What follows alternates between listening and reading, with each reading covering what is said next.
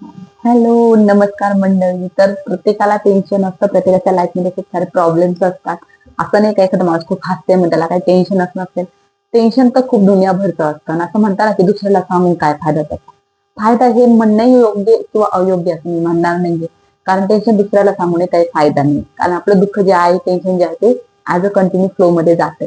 पण हा एक गोष्ट आपल्याला ती करता आली पाहिजे. तर टेन्शन आलं तर ते बोलताही आलं पाहिजे आणि त्या टेन्शनमधून बाहेर निघण्याची जी कुवत आहे ती आपल्यात निर्माण झाली पाहिजे.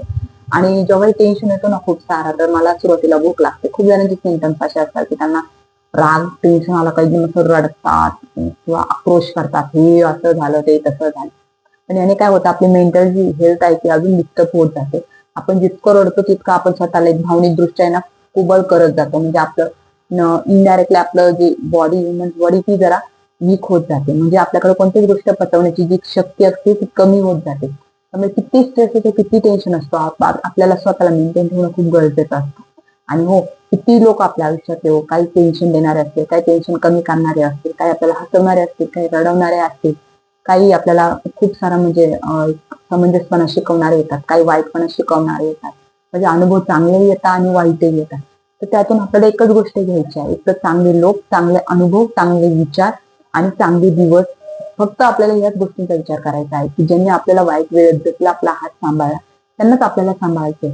आणि जे लोक तुम्हाला त्रास देऊन तुमच्या मागे सुद्धा म्हणजे तुम्हाला त्रासच देण्याचा विचार जर करत असतील, तर त्यांना आपण थांबवू शकत नाही. कारण देवाने प्रत्येक माणसाला वेगवेगळ्या गुणधर्मासोबत घडवले. जसे आपल्या मसाल्याच्या डब्यामध्ये हळद, मिरची, लसूण वगैरे म्हणजे काय बोलतात जिरा वगैरे सगळं हिंग सगळं वेगवेगळं अरेंज केलेलं असतं. तसंच देवाने या जगामध्ये प्रत्येक माणसाला वेगवेगळ्या पद्धतीने अरेंज केलं जातं. त्यामुळे आपण ठरवू नाही शकत की हा माणूस कोणत्या गुणधर्माचा आहे. खूपदा असं होतं की काही माणसं आपल्याला समोरून खूप छान वाटतात, खूप छान बोलतात.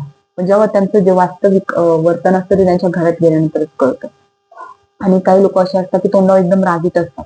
पण ते आपल्याबद्दल ना कोणत्या गोष्टीचा वाईट विचार करत ना आपलं कधी एवढं अटेन्शनच देत नाही की हा या पर्सनच्या लाईफमध्ये काय चाललंय. कारण त्यांना गरज नसते. ते खूप स्ट्रेट फॉरवर्ड टाईपचे लोक असतात, की त्यांना त्यांच्याच लाईफवर फोकस करायचा. त्यांना दुसऱ्यांच्या लाईफची गरज नसते. तर असे लोक खूप भारी असतात.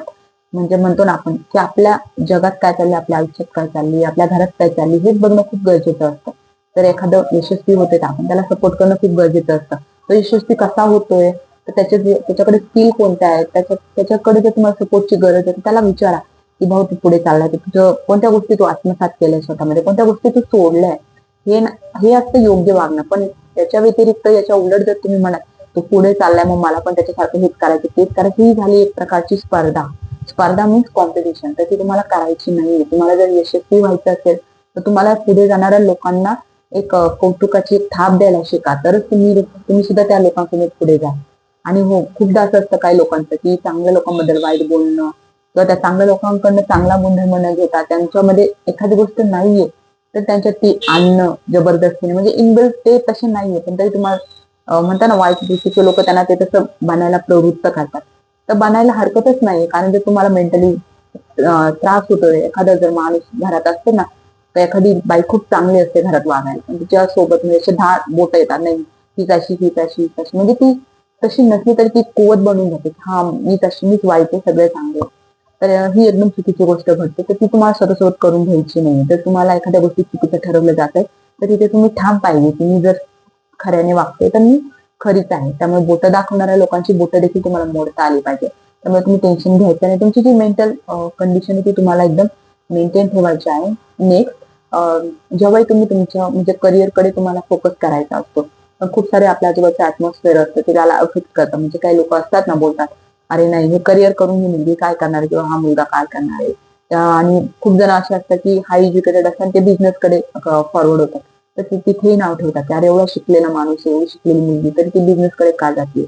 तर बिझनेस हा काही तुम्ही मामूली समजू नका. पण जो नोकरदार काम करतो ना महिनाभरासाठी, तो उद्योगधंदा करणारा माणूस एका हप्त्यात कमवतो. त्यामुळे कोणतीही गोष्ट हलक्यात घ्यायची नाही सुरुवातीला. जर आपल्याला यशस्वी व्हायचं असेल तर तुम्हाला फक्त तुमचं जे गोल आहे, तुमचं जे टार्गेट आहे ते तुम्ही फिक्स केलं पाहिजे.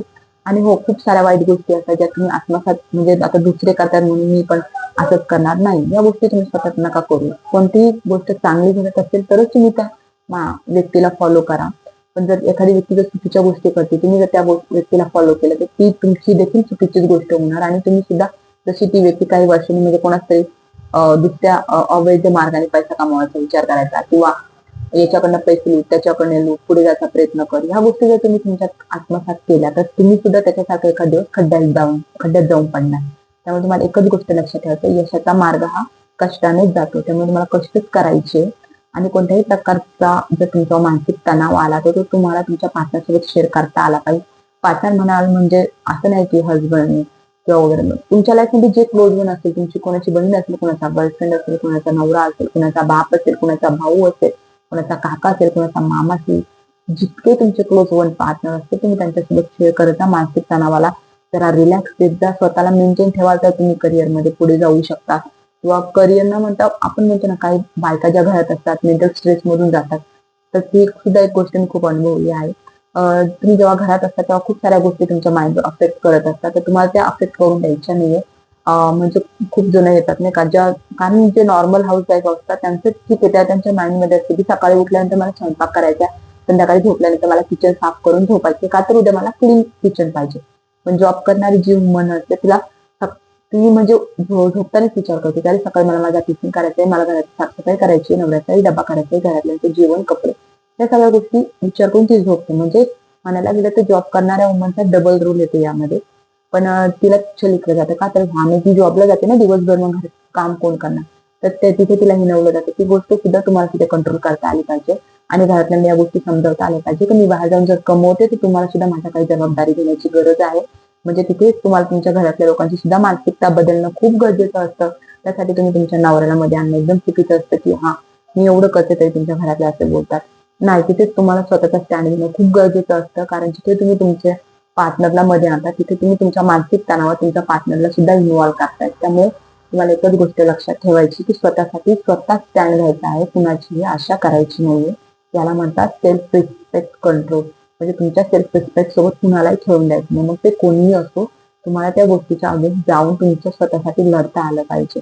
आणि थँक्यू सो मच, तुम्ही माझी ही व्हिडिओ बघितली आहे. आशा आहे की तुम्हाला माझी ही व्हिडिओ आवडली असणार.